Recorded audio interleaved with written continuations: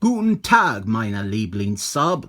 Sie ist das Avengers 170. 7. I don't even know how to say 70 in German. 70. Add-on might be able to use something from Luftballons. 99 Luftballons. They might say 70. I'll listen to that afterwards. No, wait, it's Zig. Zweizig is 20, so would it be Siebenzig? Sounds like gibberish. German, it's fucking gibberish. No wonder they burnt all them Jews. They probably couldn't understand what their Führer was trying to say with that wacky language with all its Z's. That is the upbeat, fun start to this review. We have the Avengers 170, which is by Timothy Shooter and Jorge Perez. This is a classic issue and the beginning of a two-part story with Ultron. Maybe my favourite Ultron story. I don't know, I've not really thought about it before. Some people, they prefer the earlier Ultron story in this run, but I didn't. There are some nice bits in it, but it just takes too much of a dump on Hank Gordon's character, and there is this really orky fake death thing. This one, it has Captain America doing exercise. Captain America, he loves doing exercise at the start of a comic. And he's actually in a bit of a funk. He is grumpy because Charlotte Witch, she called him useless.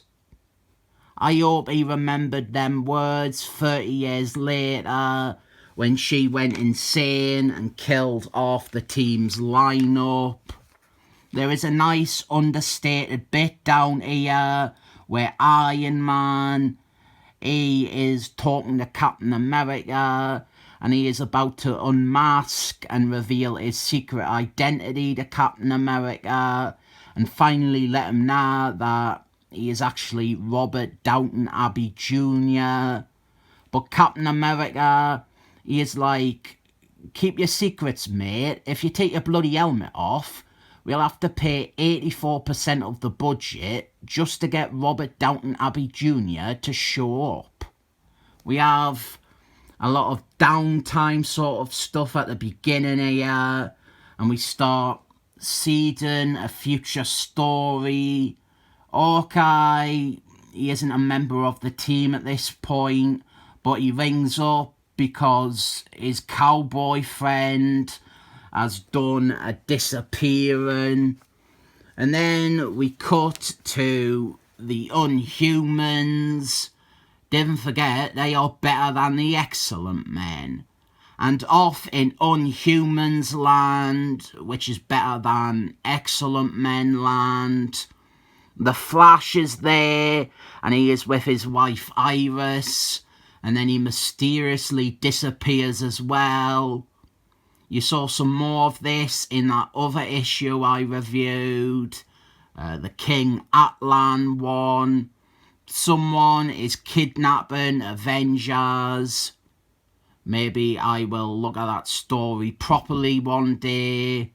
But our main plot here is that Hank Gordon and the Avengers, they have come into possession of the body of Ultron's would-be bride, Fembot. They defeated Ultron before she was really activated. Fembot, she is based on the Wasp's brain patterns, and now Hank Gordon wants to study her. This story will see her join the team, and she is fairly well regarded as an Avenger. She isn't anybody's first thought when it comes to Avengers members, But, like, you'd even see people scoffing at the idea of her being counted as a classic member of the Avengers. We also get another new member in this story. In the next part, we get a very, very major Avenger, really. Like, one of the classics before they made her into Smelly Brie Larson's. We have a subplot bit here with the Galactical Guardians. This is setting up the Korvac Dallas story. This Ultron two-parter, it is usually always thrown in with the collected editions of the Korvac Dallas saga, which I think diminishes this story's standing by making it appear as just part of an unrelated, larger story.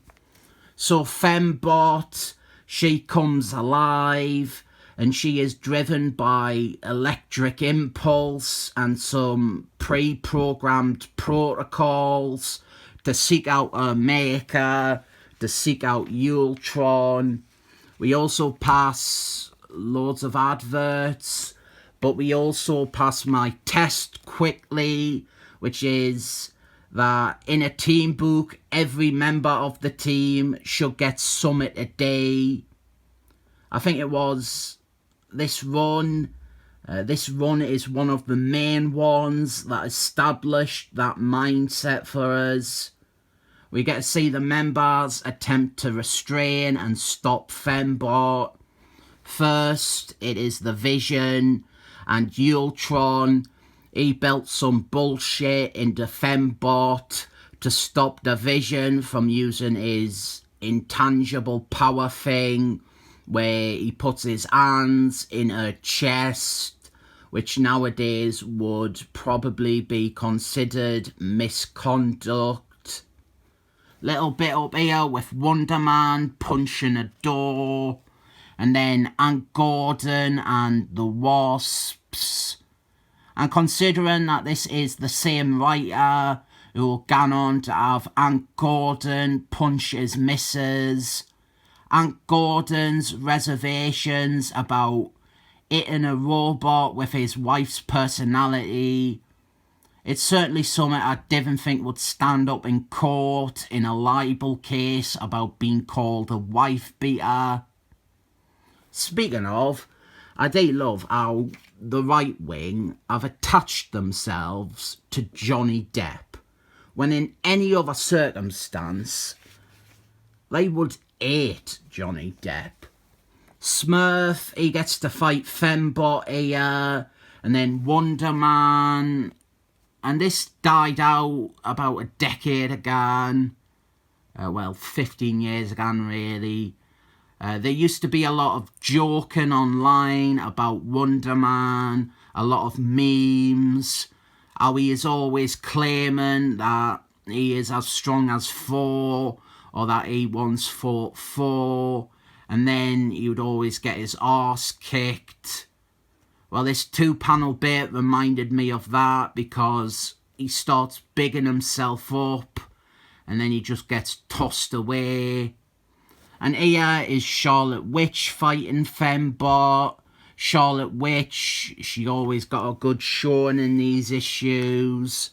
But then Iron Man and Captain America and Thor, they show up and they stop the other Avengers from attacking Fembot. What's going on here? Is it mind control? No, they just have a plan to track Fembot and have her lead them to Ultron. Makes sense.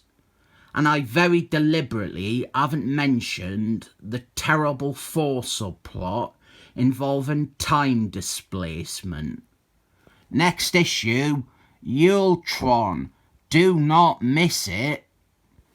When it comes down to it, these are perfect Avengers issues.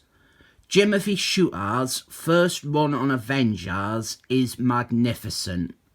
It is the stuff people think of as the classic Avengers, the definitive Avengers, the best Avengers. Great stories that still mostly read good today. Avoid his second run on the title, except for the bit where Moon Garden rapes Thor. That bit is sexy. But his first run, issues 150 to 177, great stuff. Jimothy Shooter, Jorge Perez, Jason Byrne. I have reviewed a few of these issues and they always get my strongest recommendation, as well as a 7 thumbs up.